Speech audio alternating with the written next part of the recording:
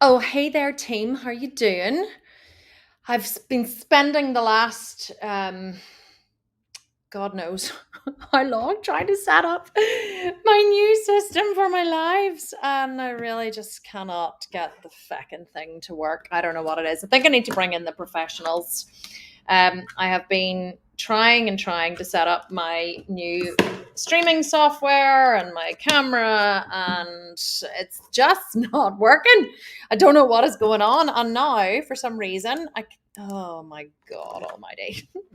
Just like I think I've short circuited something in the computer, and I think I've actually short circuited my mic. I can't get my mic to work now, and I think it's this thing here. I think I had too many things plugged into the one thing at the one time, and I think now it's kind of just banjaxed my mic, because you know the way I have my really nice mic here. Yeah, not working. It's not picking it up. I don't know what's going on.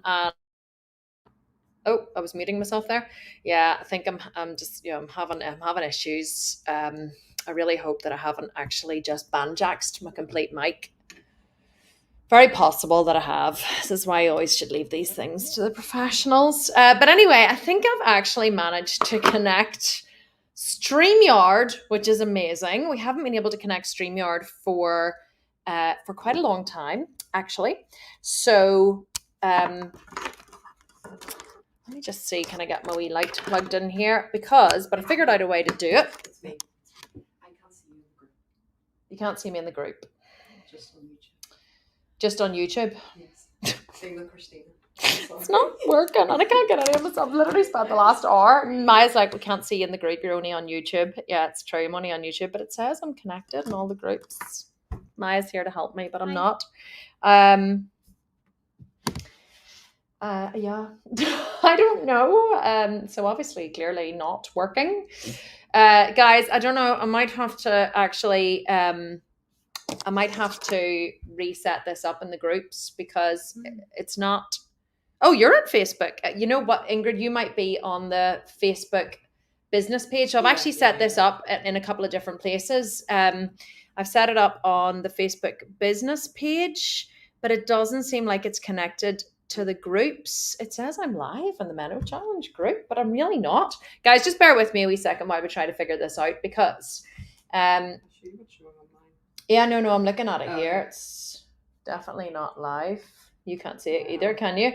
So anyway, I tried to set up StreamYard to connect it to the groups. It said it was working, but it's actually not working. So I'm not actually live in the group. I'm live on the Facebook business page, as far as I know. Am I? Can you see the Facebook business page? Yeah, so I'm live on the business page, and I'm live in YouTube, but I'm not actually live in the Facebook group. I fixed it. Oh, how you fixed it? Jill's saying third-party apps are no longer allowed to stream. You actually are, but you have to do it with an API. So you're live in the business page. So everyone's coming in to help now. So I just shared it in the group. Oh, fantastic. I wonder, is that what we have to do? Laura figured it out. Laura shared it in the group. So you actually are allowed to go live in groups, believe it or not. And here, I'd put it in the insiders group too. I wonder, can we do it from there as well? You actually are allowed to go live in groups. What you have to do is you have to connect a streaming key now. So I have literally I lost 6 hours of my life this morning trying to figure this out, where I created a whole streaming key and API setup and whatever, and then share it all into the groups. The only problem, I think, with sharing it into the groups this way, Laura, is I won't be able to see the comments here. Not that it matters, because I've got the questions from the graphic anyway. So, oh yeah, there it is. Wow, happy days. Right, so that might be actually the way to do it. Then we might just have to share it from the business page. But anyway, I'll go back and figure it out. Yeah, I can see it here. There, and then she'll share it inside of. Yeah, okay, perfect. Right, okay. So here we are. We're now live everywhere. The only problem is I can't actually see the comments. I can't see the comments here in StreamYard from the Facebook group, but what I'm going to do is I'm going to actually go into the Facebook group here on my computer. I can't actually see any comments here. Maybe I can. Hang on. Just 1 second, guys. We're waiting for everybody to get on. We are going to start. Says content isn't available, someone's saying. So it's available for me. I'm just clicking on it and actually watching it in the group. I'm not sure. Yeah, I don't want to kill the live. And oh, there are 7 comments. There we go. So I think, guys, in order to comment, you're going to actually have to click on the video and watch it through the business page. I'm really sorry for all the messing around. We really have been like trying our best to try to stream into the Facebook groups. Every single week I go live. What's happening is we have to use Facebook's own streaming software, and it's creating so many problems for us. It's just I can't see the comments. It's going live in the wrong groups, and because we're going to be doing these so frequently, I just need to try and figure it out. And the other issue is Facebook won't let you go live in a group. Won't let you create a stream into a group for any group that doesn't have 100 members and hasn't been. You have to actually. There's all these different rules, whatever. So I couldn't even create a test group and try and do it. So anyway, listen, we're here now. I'm going to pull up the questions. We've got Laura in the background. She's like, well, I'm here. May as well stay. So I'm going to pull up the questions and we're just going to rock on. We're just going to have some fun. It'll be great. It'll be great fun. Let me get the questions from the group. And then, because there was a graphic posted. So let me see. There was a graphic posted. Let me try and find it. Here we go. I'm going to take questions from this graphic, guys. That is what we post it for. Now, if there are any other questions that I have time for, whatever, here in the live, I will answer those as well. But this is, I'm mostly taking these from the Facebook group, or sorry, from the post that we put in the Facebook group. You know what? I talk a lot of shite. Whenever I'm distracted, I'm trying to like work two computers here and try to get everything working with technology. Right. What have we got? All comments. It's really annoying the way Facebook does that thing where it only like shows like most relevant. Like, how do you know what's relevant to me, Facebook? Like, how do you know what's relevant? Everything's relevant to me. These are all my people. I want to see all the comments. Let's go. Guys, just FYI, I'm only taking questions on fitness because, you know, this is a fitness Q&A. There's quite a few people have asked business questions and personal questions, but I really am only talking about fitness in these particular Q&As. Okay, Carol Putman. I loved the Extreme Body Makeover and I lost 35 pounds on the shred. This has been my first experience of working out with equipment and weights in a gym. I don't want to give it up. And my question to you is, will I benefit from the menopause program? She means the Extreme Menopause Body Makeover, which is starting on the 20th of October. I want to develop my muscles more and stay looking strong. My legs, although thinner, need more work, and my glutes. Basically, is it a similar program to what I've just finished with a build and a shred? So, Carol, the Extreme Menopause Body Makeover has a lot of similarities, yes, to the program that you've just finished. And the reason for that is the program that you've just finished works. Like, it is phenomenal in every single way. It is really the only program that you would ever need moving forward. Now, would you need to purchase Extreme Menopause Body Makeover? No. You have everything that you need in that program that you purchased. And in fact, if anybody has purchased any program from me, even if it's like a 5-day free program with a meal plan, if you just followed that program over and over and over and over again and worked on the principles of progressive overload and added more load and worked on your calories and macros and did that consistently for a long period of time, none of you would ever need another program. But the thing about the Extreme Menopause Body Makeover program that makes it extra specially wonderful is the fact that I have decided to coach it for the full 6 months. So I'm going to be doing twice weekly masterclasses on a Monday and a Wednesday inside the private Facebook group. Then Laura is going to be doing a Q&A on a Tuesday. I'm pointing because Laura's there. I should do this, Laura, so they can kind of see you in the background and then they'll know that you're there. So Laura's going to be coaching on, don't pick your nose or anything there, Laura, because they're all watching you. You can get the footstool if you want. So Laura's going to be coaching on a Tuesday, and Vanessa Burgess is also going to be doing some coaching on a Tuesday, and then Mark is going to be coaching on a Thursday. So you're going to have me twice a week, and then you're going to have Laura on a Tuesday, Mark on a Thursday, and then once a month we're going to be doing Zoom calls in the evening UK time, and I'm going to be working one-to-one with different members in those Zoom calls, helping them to overcome some kind of problem or emotional or physical limitation that they have. I'm also going to bring in my own personal coach, Nancy, who coaches the whole company on goal setting. And I'm going to be bringing her in as well. And she's going to be helping members to work through something that is limiting to them as well. So I'm going to bring Nancy in as support. Like, she basically coaches me. She's the reason why I'm successful. So I'm going to bring her in, and that's what's going to happen in that program. The other thing about the Extreme Menopause Body Makeover is, yes, it is technically a 3-month build and a 3-month shred. I would actually prefer that nobody does the shred portion. I want everybody to do it. I always feel like I need to flick my eyelashes whenever I see them here. I'm like, oh, they need to be a bit more work.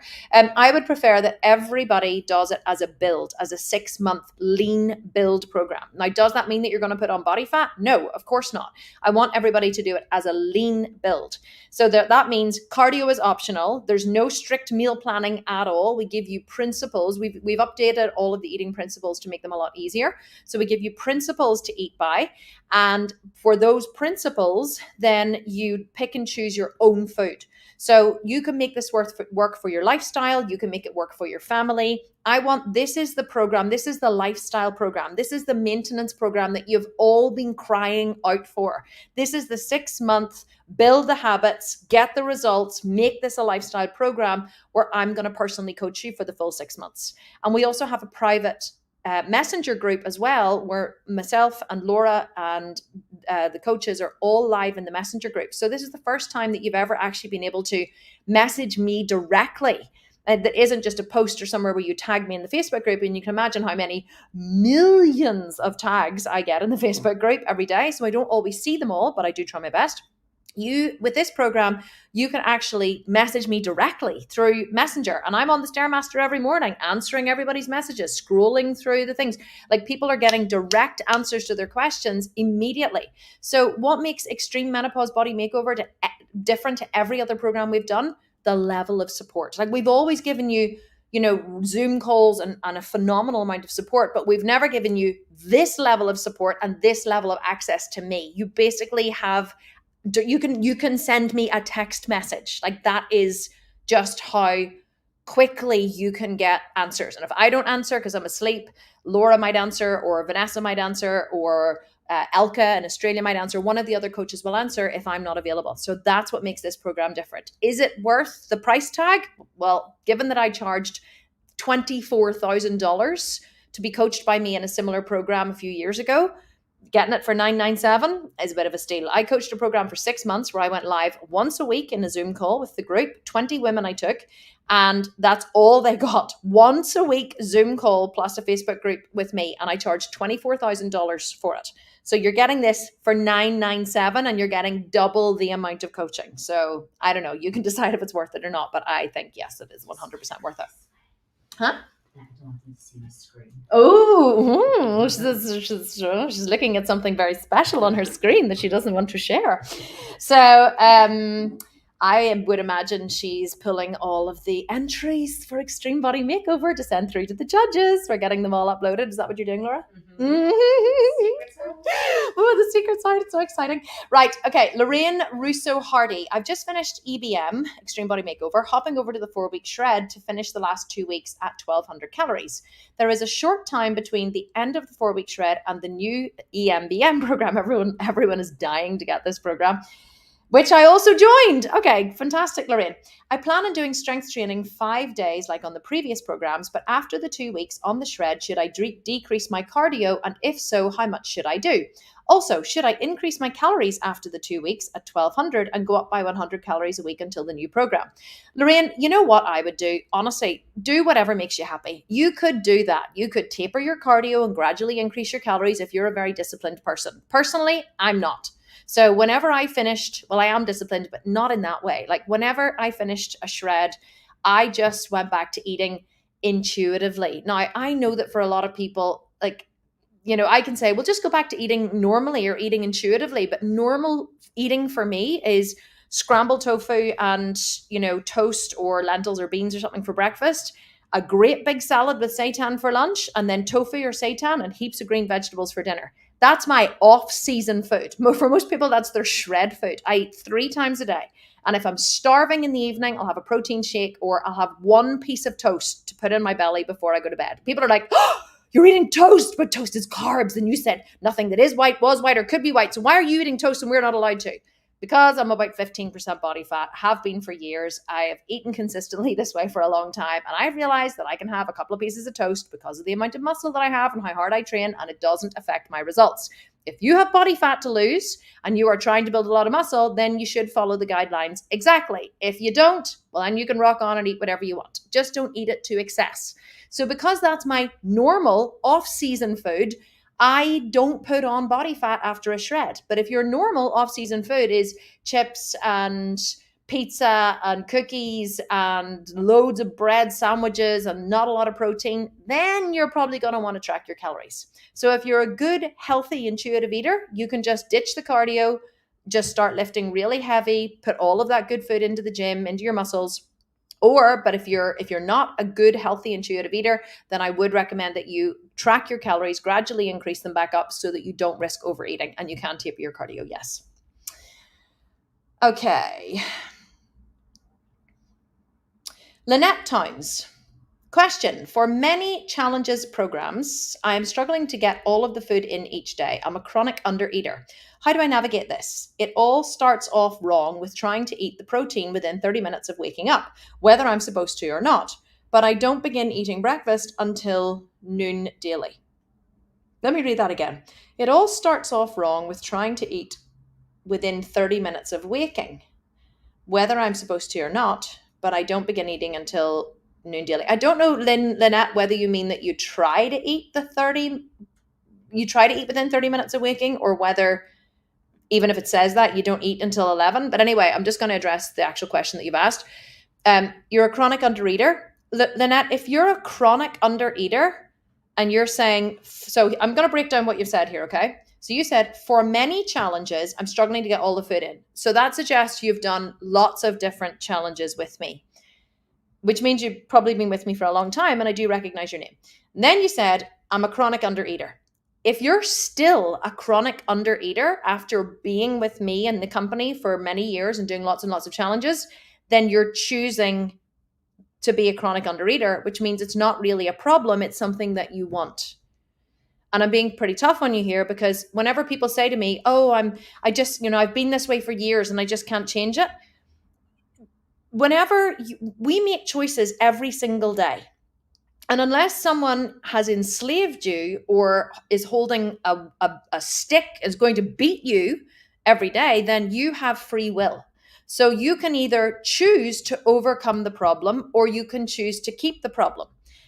I'm saying this with love. I used to be a chronic undereater. I used to pride myself on I used to go around saying, food never tasted as good as skinny feels. I think it was Audrey Hepburn said it, or maybe Kate Moss, or one of them, or something. Food never tasted as good as skinny feels. I felt permanently hungry. I had a gnawing, tight knot in my stomach most of the day. And if I didn't have that feeling, I felt like something was wrong. So anytime I ate and ate a reasonable amount and I felt quite full, I used to almost feel slightly panicky. I used to be like, oh my God, like I can't, this feeling, like I couldn't cope with the feeling because I felt that I was going to get fat. I felt that, I was going to put on body fat or something. Now, this is before I started tracking my calories and macros and bodybuilding. When I was a yoga teacher, I was convinced the only way to stay really lean was to undereat. And I was eating about 1,200 calories a day. That's all I was eating, 12 to 1,400 calories a day. Whenever I started bodybuilding and I started tracking my calories, I realized that the way to build muscle was to eat more food. There was no other way to do it because it was a scientific formula. What's your basal metabolic rate? What's your activity factor? What's your total daily energy expenditure? i.e., how many calories do you need to eat in order to build muscle? In the beginning, that was actually 1,800 calories for me. Now it's about 2,800 calories because I have loads of muscle. So whenever I started working towards this goal of building muscle in the long term, and I started eating to my TDEE, which was 1,800 calories at the time, over time, I stopped being afraid of feeling full. The gnawing ache in my stomach that I was used to from constantly being hungry, that used to feel comforting to me, began to go away. And then I was able to actually flip the switch and kind of create a different belief, if you like, that actually being chronically hungry was not a good thing. And that it was, if I was hungry, my muscles weren't being fed.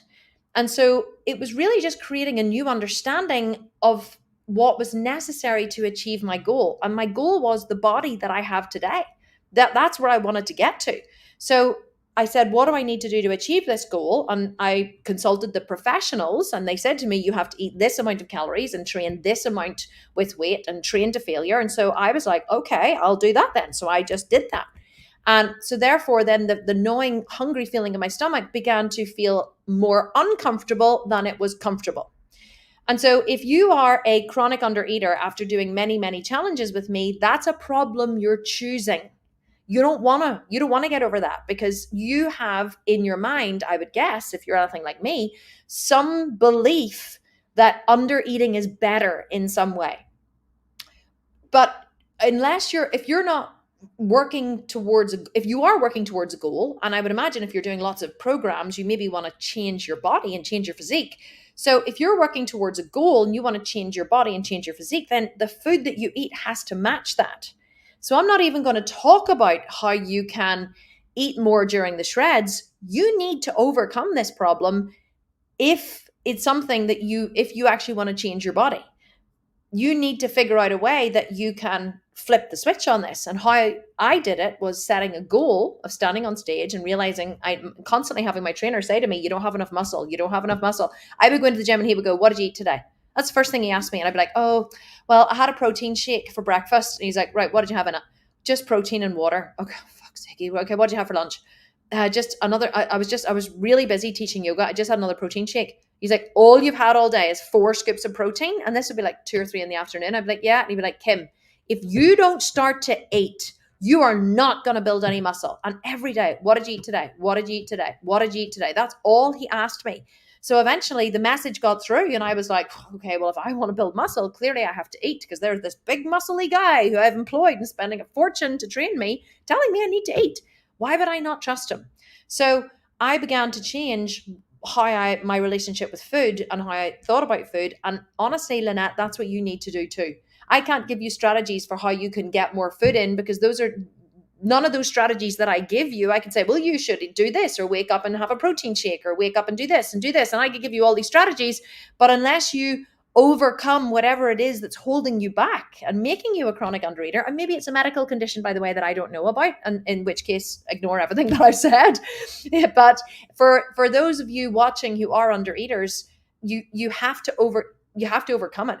If you're saying to me in 6 months' time, oh, I'm a chronic undereater, well, that's a problem you're choosing. It's not really a problem anymore, because if it were actually a problem, you would take steps to overcome it. So people who complain about things without actually doing anything about it, they're just complaining because they want attention. But I never complain about a problem. I just go and fix it. I just take steps to change it. Because if I'm complaining about it to you and complaining about it to her and complaining about it to Laura and complaining about it to Vanessa and Jamie, and I'm just constantly bitching and whinging about this problem, but I'm not doing anything about it, then it's a problem I'm choosing, right? I'm putting more effort into complaining about it than I am to actually changing it. So just something to think about for the chronic undereaters.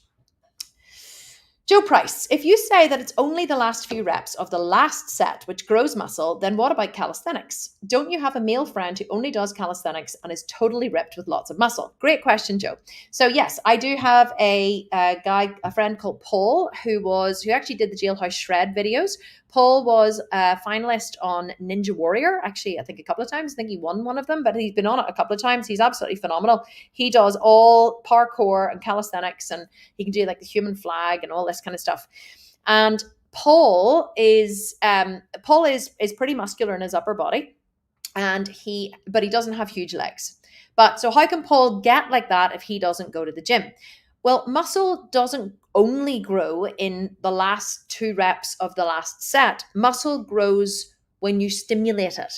So there are many different ways to stimulate muscle. It's just that the quickest and most effective way, if you're training in the gym, is to go beyond failure in your final set. So that's the fastest way to do it. But there are other ways to do it. Sometimes people use volume training as a way to stimulate muscle. In volume training, you don't go really hard and heavy and reach failure in the final reps of the final set. You do more volume, more sets in order to stimulate the muscle. So there's 2 ways that you can stimulate the muscle. There's mechanical stress and there's metabolic stress. In mechanical stress, you take the muscle through the full stretch and the full squeeze with a heavy load. That's where the maximum damage occurs because your body will recruit as many fibers, muscle fibers, as it can to lift that heavy load. And then they just break whenever you hit the final 2 reps of the final set. And it's really, really heavy. And you maybe have a spotter to help you go beyond that. Then there's metabolic stress. Metabolic stress is where you feel the burn. Whenever you're, doing like a wall sit or you're doing, some kind of at-home program and you're doing some kind of leg, some kind of donkey kicks, with your back, with your leg or whatever, and your glute starts to burn. That doesn't mean that your glute is working more effectively than doing a big heavy glute bridge in the gym, because you won't feel the burn in the muscle. You won't feel the lactic acid build up in the gym whenever you're doing high intensity training like we do in my programs, in my gym programs. But if you're working at home and working with high volume and feeling the burn, then what is happening is you are basically, the metabolites in the muscle cells are being like shaken up. They're like trying to hold on here. You're making them work harder and harder and harder, and that creates trauma to the muscle. Now, it doesn't create as much trauma as high intensity training. High intensity training makes them rip apart. In high volume training, they don't rip apart. You just create trauma in the muscle by creating a huge lactic acid buildup, and you basically disturb the cell tissue inside the muscle. It's not as effective as high intensity training. So Paul, who trains, who does the calisthenics, my friend, he will never ever be as big as, say, Mark Getty, my trainer, because the only load he can add is his own body weight. And the only way he can increase the intensity on the muscle is by adding more volume. So yeah, he can do more pull-ups or chin-ups or press-ups, so those kinds of things. And he could do more and more and more, but at some point you would have to be doing hundreds of press-ups in order to, if you're super strong, in order to build loads and loads and loads of muscle. So it's not that it's just the final 2 reps of the final set that build the muscle. It's stimulus builds muscle. What are the 3 best ways you can stimulate a muscle? First of all, the first and most effective, adding more weight, add more load, and go to failure and go beyond failure. So if you can, once you've failed, like if you're like pushing up and you're like, you push up in the 10th rep, right? And you can't push up in 11th, take some weight off and go again. Do like another 3 or 4 reps. Take some weight off and then do another 2 or 3 reps. That's going beyond failure. Or if you have a spotter in the gym, then you can, get them to help you keep that rep moving so that you go to failure. I'll actually show you. I took a video today of, and I actually sent it to my tennis coach, because I play tennis with the boys now twice a week, because, I'm not busy enough. And he said to me the other day, I know, but whenever you're training in the gym, he said, you always, you probably have like 1 or 2 more reps. And I went, no, Glenn, there are no more reps. And he was like, no, come on, like in legs, you've 1 or 2 more. I said, Glenn, there are no more reps. And he was like, really? And like he does not train legs at all. He trains his upper body, never trains legs. I was like, no, Glenn. So I sent in this video today. What do you say? This is my last 2 reps. Look how slow that is. So see what I mean? There was not, let me just show you those again, right? Last 2, down. This is rep 7. Do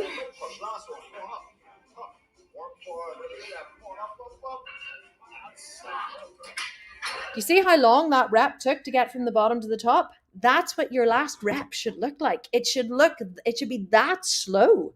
Because really, if I went down again, I wasn't getting up again. Like literally, if I had gone down to the bottom, I had 240 kilos on that machine, which is 550 pounds on the machine. There is no way if I went back down, I was getting back up. That's failure. But if your last reps aren't as slow as those 2, you're not hitting failure. It's very hard to do it whenever you don't have a spotter. If you have a spotter, then you can don't let them lift it for you. You just want them to keep their hands on it, just so they can feel it. So if you do reach a sticking point, they can give you a wee tiny lift through the sticking point. But otherwise, that was all me. Mark was not lifting that bar at all, or lifting the machine. And there's 240 kilos. Mark's not lifting 240 kilos. Like, he's not. So that was all me from the bottom to the top. If you don't have a spotter, take some weight off, go again. Take more weight off, go again. That's the easiest way to reach failure. But that's the fastest way to build muscle. And then the second way is to add more volume. So if you don't feel comfortable going to failure and you don't have a spotter and you really just don't like it, then you can add some more reps or sets. You can do like 15 reps on every set. You can, once you think you've reached failure, you can do another set of say 10, 12, or 15 reps. So add more volume. That's the second most effective way. Third most effective way is to shorten your rest periods. So whenever you're almost recovered, go again. Like, don't wait so long between sets. Just as soon as you're recovered, go again, go again, go again. That's hard on leg day because you want your cardiovascular system to recover before, as well as your muscles. Because a lot of times if people go too quickly between leg sets, you're still out of breath. You're like, so your cardiovascular system struggles, and you don't really want to work your cardiovascular system on your final set. You only want to work your muscles. So you want to give yourself long enough to let the muscles recover, especially on legs, but not so long that you're hanging around for, 3, 4, 5, 6 minutes. You want to go again as fast as you can. That's the third way to build muscle. So that's why people who do calisthenics build muscle, because they use volume training, but they're not using mechanical stress to build their muscles, but they can still build good sizable muscle, but it won't be anywhere near what you could achieve in the gym. Sinead, if we don't reach 70% heart rate for the full 60 minutes, is below 70% any good? Not really, Sinead. It's like, thing is, you have a fat burning zone, right? So your fat burning zone is about 70% of your max heart rate. You always want to be above that. That's why I say to people, don't go for a walk on the street unless you are tracking your heart rate. If you will not walk consistently. Going for a walk, especially not with your dog, if you're letting them stop to pee and poop. Like, see my dog, see if we're out for a walk, I don't stop. He does not get to sniff and pee and poop. See extendable leads. Don't even get me started on extendable leads. I believe that extendable leads should be burned. I believe every single extendable lead that exists on the planet should be burned. The amount of times people with dogs on extendable leads, oh my God, they drive me bananas, but I'm not even going to get in there. I'm like, train your dog to walk off the lead. Anyway, it's not about dogs. So if you're walking your dog or you're out for a walk on the street, you are not going to be in your max heart rate. You need to be tracking it. And what you're going to have to be doing is alternatively running and walking and running and walking and running and walking. You need to be training at 70% of your max heart rate in order to be in your fat burning zone. If you're not, you are doing yourself a disservice. You have to be there in your max heart burning zone, in your 70% of your max heart rate zone. And if you're not, it's just not being as effective. Sinead says, how many of the 90 minutes in the 4-week shred is supposed to be in fat burn? All of it. Sinead, that's why we do 2 45-minute sessions, or 160 and 1 30-minute session. Just as an FYI, like my 70% of my max heart rate is 123 beats per minute. I do my cardio in 150 to 155 beats per minute for the full 60 minutes. So you always want to be a wee bit above it if you can, right? Because then you're going to be obviously burning more fat. That's why it's called the fat burning zone. So if you want to burn more fat, Sinead, you need to work harder. It's Barb Gonzalez. Nice to see you, Barb. Haven't seen you in a long time. Really good to see you here. She says, is it wise to reverse when there's a history of yo-yo dieting from several years to be able to build a good amount of muscle and calories? Or do you suggest jumping into a shred to get to a lower body fat and then build from there? Specifically, if there's a good amount of fat to lose, say 50 pounds in perimenopause. So, Barb, here's the thing. I'm not really going to answer your question. I'm going to answer the question that you haven't asked, okay, which is a more relevant question. What would actually be more beneficial would be for you to set your goal much longer, much further away, maybe like an hour, a year from now, or 2 years from now, or say like in a year, I'm gonna have lost X amount. So let's say you say in a year, I'm going to have lost 50 pounds. You're like, okay, so let's break that down into 6 months. How much do I need to have lost in 6 months? 24 pounds, 25 pounds. Okay, there's 24 weeks roughly in 6 months, 25 weeks. So you need to lose a pound a week in order to lose 50 pounds in a year. Your plan that you're on needs to be tailored towards losing a pound a week. So you need to tailor your cardio and your training and your nutrition to losing a pound a week. Anyone who's a yo-yo dieter or who does a shred and then bounces back and can't make this a lifestyle has to set their goal further out. That's why I'm doing Extreme Menopause Body Makeover. It's why I'm coaching it for 6 months, because I want everybody to set themselves a 6-month goal that they either want to have built X amount of muscle or burnt X amount of fat, and it has to be realistic. And we're going to work diligently towards that goal, because you can be on a build, and I don't really call it a build, it's more of a lifestyle program. You can be on a lifestyle program which is still working towards a goal, which is burning fat and building muscle.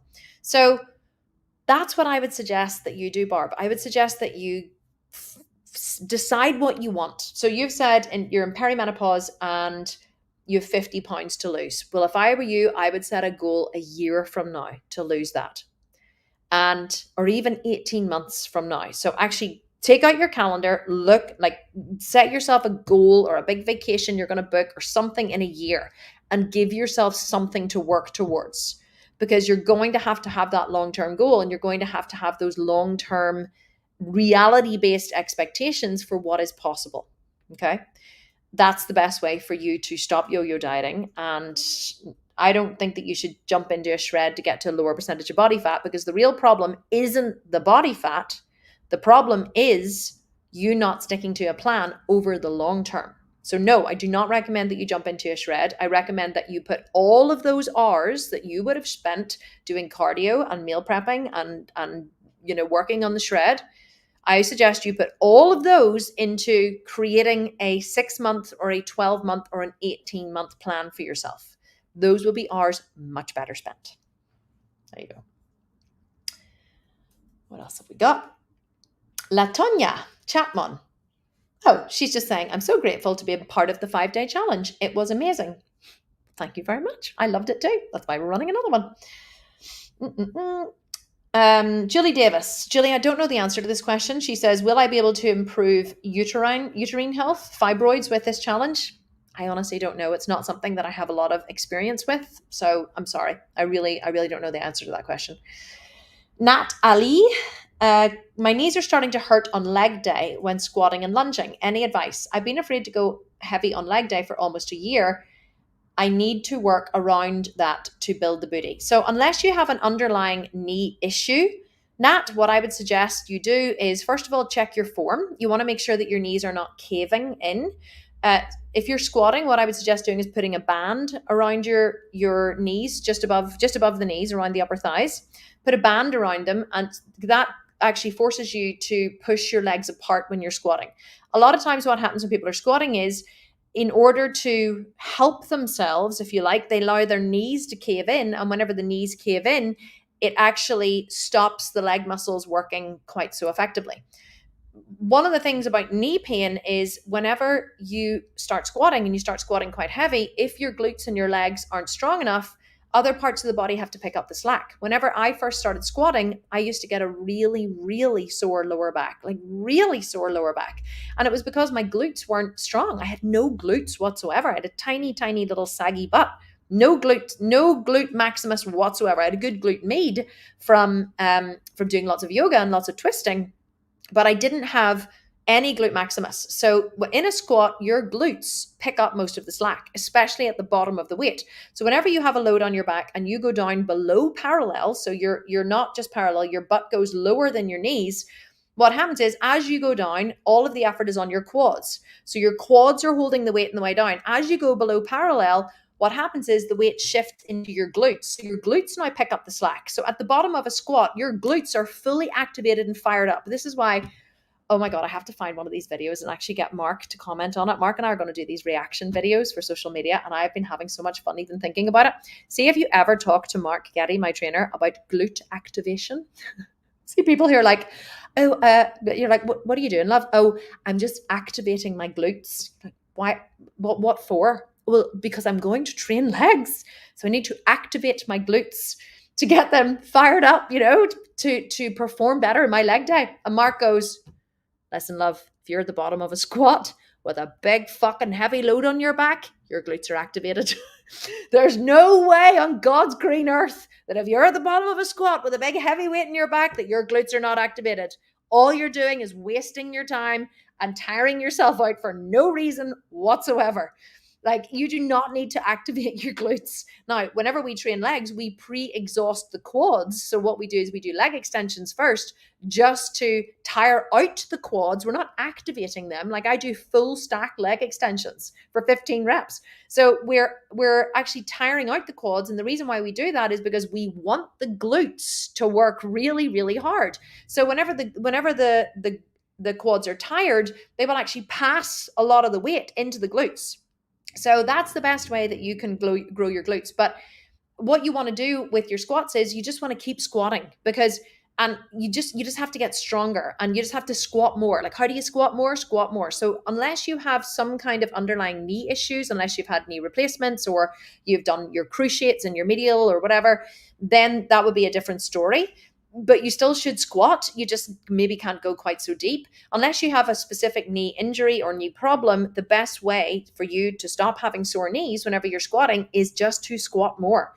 And then your quad muscles will get stronger, your glutes will get stronger, your hamstrings will get stronger.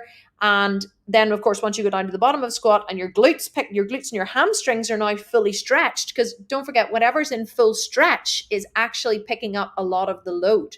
So whenever you start to go down, your quads go into a stretch. And then whenever you go down to the bottom, now your glutes and your hamstrings are stretched. They pick up the weight. So then you push back up again, your glutes fire, your hamstrings fire. And then as you get to parallel, what happens is when you start to go up, now your quads pick up. Because once you're down at the bottom, you're in your heels. When you're in your heels, your glutes and your hamstrings are fired up. Once you start to push up, the weight transfers slightly more into your toes, which means that your quads fire up. So that is how you protect your knees, by making your leg muscles stronger, right? Don't stop squatting unless you have an issue. Definitely just try and make them stronger. Chrissy is asking, can I ask an extreme body makeover question here? You can. I don't know if you didn't see that you asked it, Chrissy, but if you're here, go on ahead and ask it. Judy Klassen, is the full 6 month a build session? What portion is a shred? Will this set us up to continue shifting between build and shred for life? Do we calculate macros?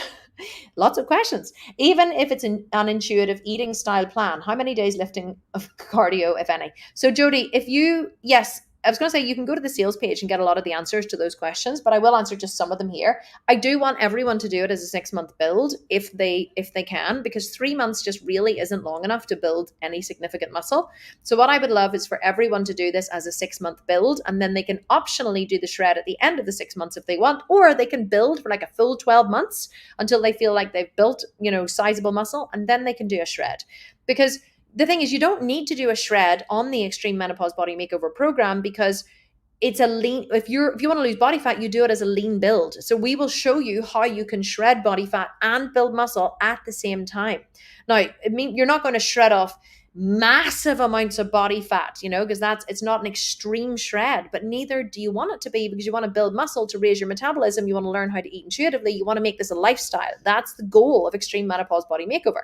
Now, of course, if somebody wants to do a 3 month build and then a 3 month shred, I'll support them through that. I'll answer the questions. We'll help you with that.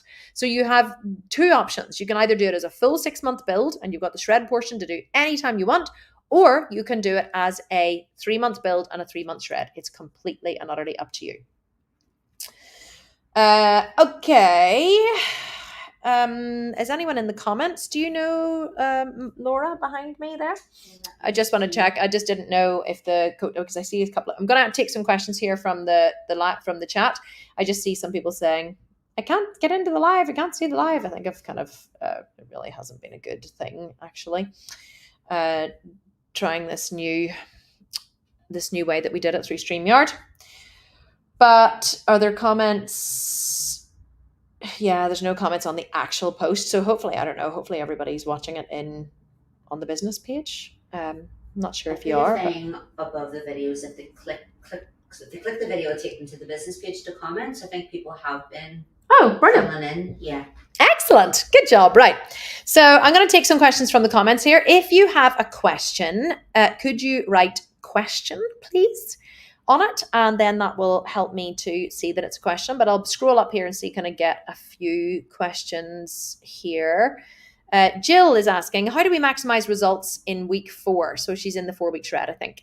Any change to fitness and nutrition or peak week style? No, Jill, nothing. We have designed the program in such a way that you will get the best results, the fastest fat loss, and the most muscle gain, and the best after pictures that you can ever hope to achieve by following the program. So we have designed it in that way to give you the best results. So trying to do a peak week or manipulating, anything like that, or what, people talk about we're doing a water drop, but the only reason you would do a water drop, which is what athletes do for the stage, is if you're super, super, super low on body fat. If you're not, you just make yourself miserable for a week for no reason, and you just spend all of your time on the toilet.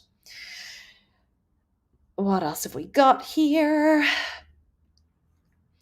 So Very Law is saying, if after we finish the 4-week shred, if I need to continue losing weight, do I continue with the 1,200 calorie meal plan? Or what can I do to continue with the weight loss? What I would recommend that you would do is, you could continue with the 1,200 for about another 2 weeks, but you don't want to eat you don't want to eat calories that low for a long time, because your metabolism will down regulate to those calories.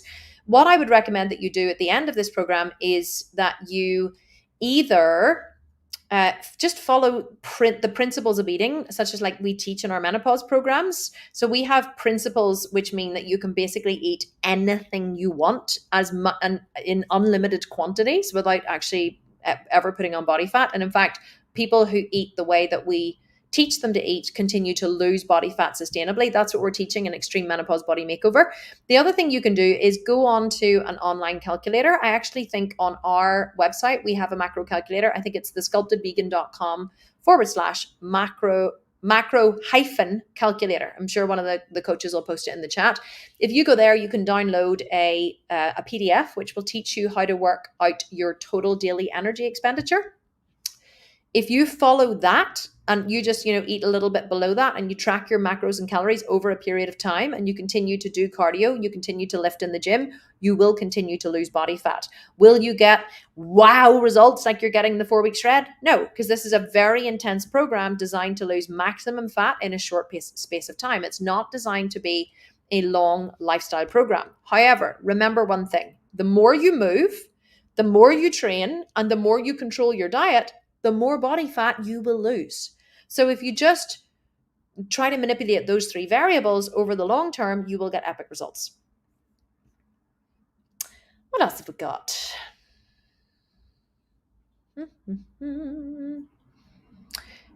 Jama Cleveland, does the program include circuit type training that one can do at home? There's no circuits, Laura, in EMBM, is there? No, but the follow-along workouts are quite circuit style.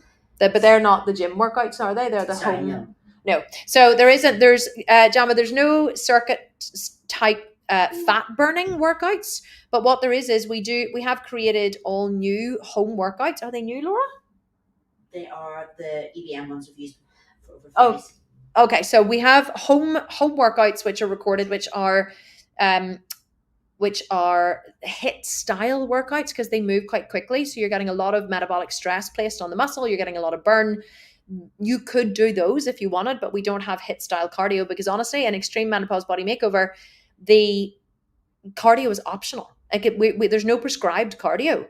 So it's completely optional depending on your goal. If you want to lose body fat faster, then we recommend cardio. If you're happy just to manipulate your body fat and control it through your diet, then you don't need to do any cardio. It's completely up to you. But unfortunately, we don't have that option.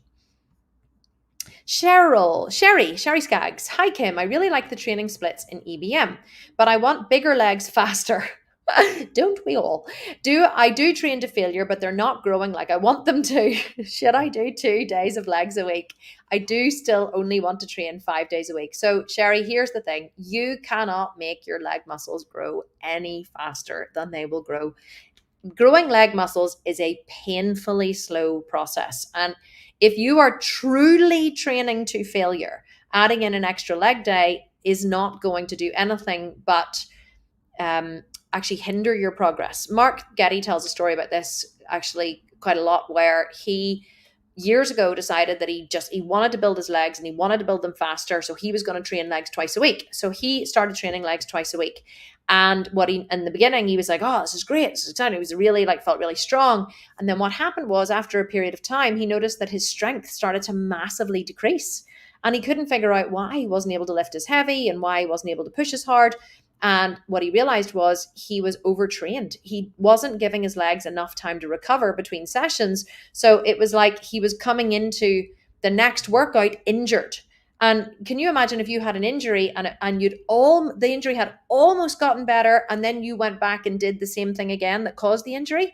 The injury would never really heal, and you would never really be able to play or move or perform to your highest capacity, because you would still be slightly injured.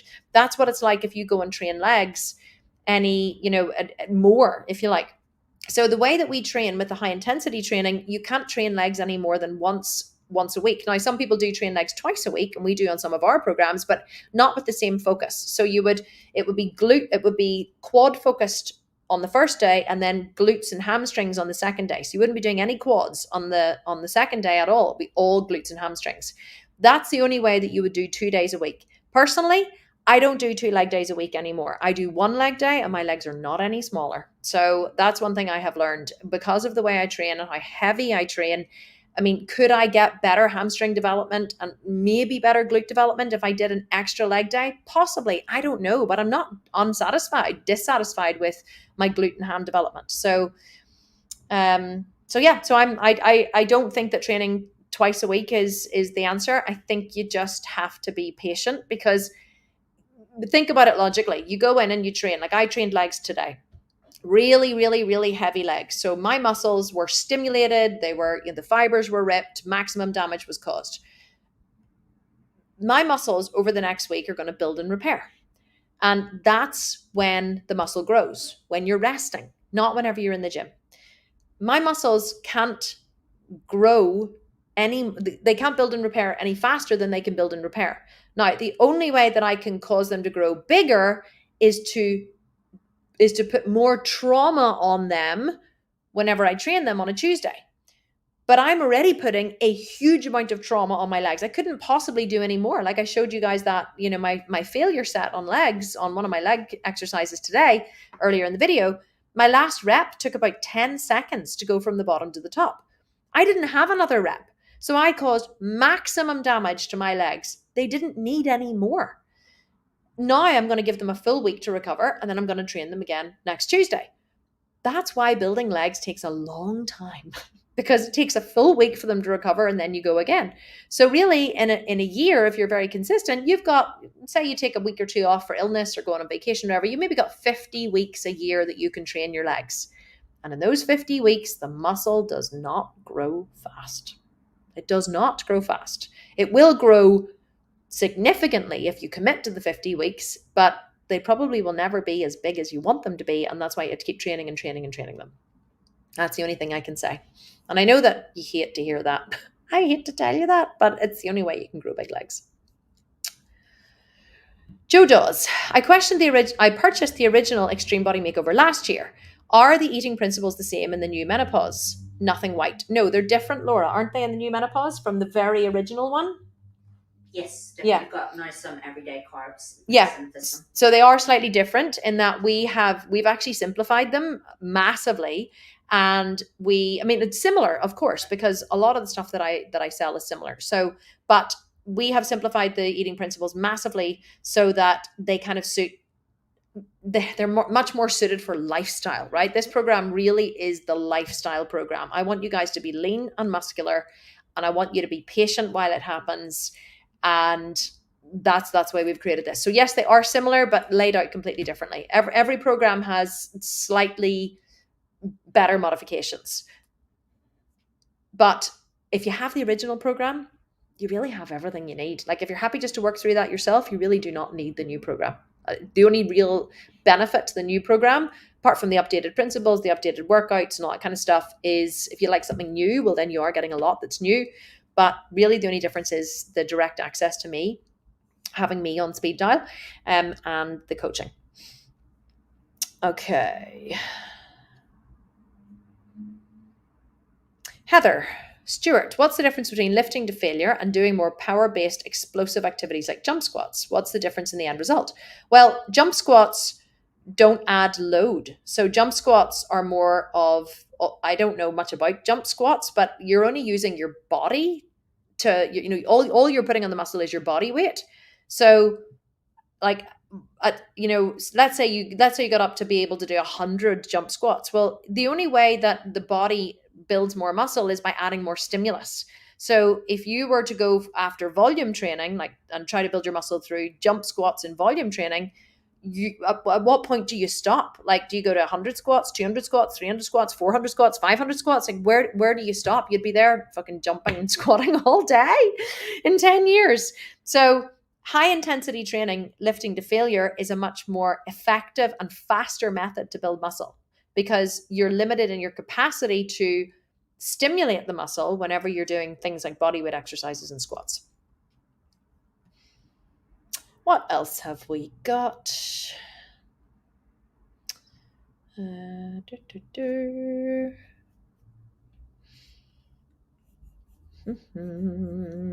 There's loads. I'm just sifting through the comments.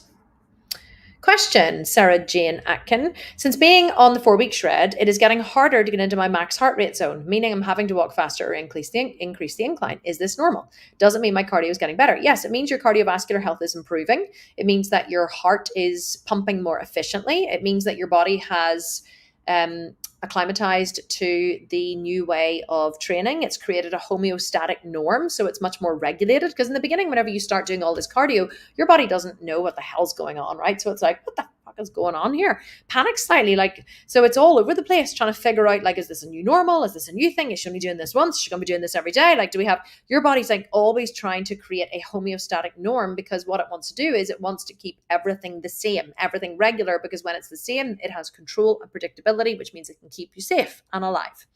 So whenever you then start doing 90 minutes of cardio every single day, your body goes, oh, okay, well, we're 2 weeks in, we're doing 90 minutes cardio every day. Great. I know that this is going to start at a certain time, finish at a certain time. I know we're not going to be placing far too much expenditure on the body. I know that this is predictable, this is predictable, this is predictable. So your body starts to regulate. It's almost just like settling in, okay, your body's like, yeah, just settling in here. It's great, no problem. Don't have to pump the heart too hard, because I know that this is going to start and finish. I know exactly how much energy expenditure we need for this particular exercise, so I don't have to work so hard. That's really what's going on. You do get fitter, but what is more likely happening is your body is creating a homeostatic norm where it knows exactly how hard it needs to work to get through the 45 minutes. And that is, and it's just giving you exactly the amount of energy efficiency that it needs. The reason why over a longer term shred, not over the 4 weeks, because that's a short enough time for your body not to regulate too harshly, but over a longer term shred with a bodybuilder, what you would normally do if you're going to stand on stage is you would gradually increase your cardio. So you would start at, say, 30 minutes, go 35, 40, 45, 50, 55, 60. Then you would add in a second set of 30, 35, or 20 you can start with. Mark Getty always starts with 20. So the reason why you do that is because it stops your body regulating. Because whenever your body regulates, it slows everything down. The reason why your heart rate is lower and you're having to work harder to get into the fat burning zone is because your body has now regulated everything down to this energy expenditure that it knows is being created every single day. So that's why we get people to track their heart rate, because whenever you track your heart rate, you know if you're in your fat burning zone or not, because your body doesn't want you to be in your fat burning zone. Why? Because your body wants to conserve fat, because it's an energy source. So your body is trying desperately to conserve the fat. That's why you have to be in the fat burning zone. Does it become harder and harder and harder to get into the fat burning zone the fitter you get and the longer you are in a shred? Yes. That's why we normally add more cardio gradually over a period of time of a shred, but it's also why it's absolutely necessary to check your heart rate, because if you don't, you could be leaving a lot of fat burning on the table, and you definitely don't want to do that. Okay, guys, that is it for today. Sorry for all the issues in the beginning. I'm glad that we finally got to go live. I'm really going to have to try and just figure this out. I'll maybe choose one of my groups and just like do all these like random lives in it and see can we get everything to connect, because yeah, it just So we're in the groups. We're not in the groups. Don't know what happened. Have to go back and check all my settings. Probably just did it wrong, knowing me. Yeah, probably. But anyway, guys, thanks so much for being here. Hope you enjoyed this. I will, for those of you in the Extreme Menopause Body Makeover program, I will see you all tomorrow for another masterclass live Q&A we're doing in that group. And for the rest of you, I will see you next week for the last Q&A in this group. And then we're starting the 5-day challenge the following week. So it'll be the last Q&A we're going to do together next week, live everywhere actually. And then we've got the 5-day challenge the following week, which I hope you'll all sign up to. And that's going to be awesome as well.